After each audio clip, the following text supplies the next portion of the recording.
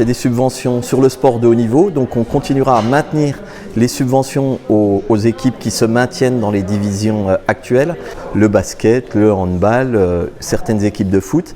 Et on accompagnera donc les équipes qui vont monter, donc je vous les cite, les 2 équipes de volley, Besançon Volleyball de Besançon, une équipe féminine, une équipe masculine qui accéderont à la N2, donc qui passent de la N3 à la N2, l'équipe de foot de Besançon, le Racing Besançon, qui va retrouver la Nationale 2, donc de Nationale 3 à Nationale 2. Actuellement, la subvention au Racing Besançon était de 85 000 €.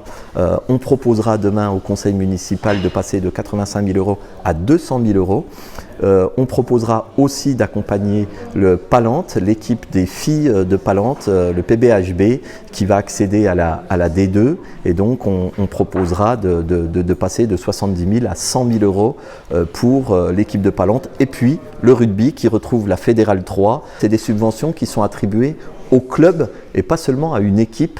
Et donc ces subventions permettent de s'occuper des gamins, des jeunes et des moins jeunes avec les éducateurs et les formateurs au sein de ces clubs. Donc c'est bien une subvention au club et pas à une seule équipe. Vous disiez que le rôle des clubs est essentiel dans la vie de la cité ?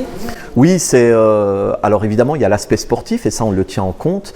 On a ce qu'on appelle chez nous des contrats de développement sportif qui permettent de tenir compte du niveau de compétition, mais pas que. Un élément qui est important pour nous, c'est la formation.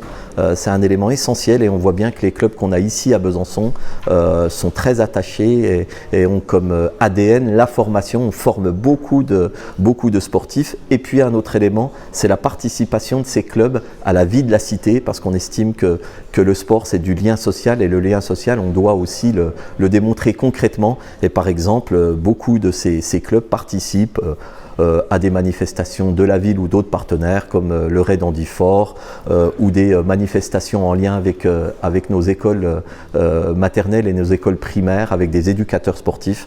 Et c'est bien ce qui fait une politique globale et c'est pour cela qu'on est fiers d'accompagner ces clubs. Et je voulais aussi dire un mot pour les présidents de clubs qui sont des présidents bénévoles et qui travaillent très durement pour pouvoir concrétiser des budgets. C'est jamais simple, on est dans une période compliquée et difficile. Évidemment, il y a le soutien de la ville, mais je voulais aussi remercier les partenaires privés qui accompagnent ces clubs, parce que sans partenaires privés, on ne peut pas avoir un budget qui permette le développement de ces clubs.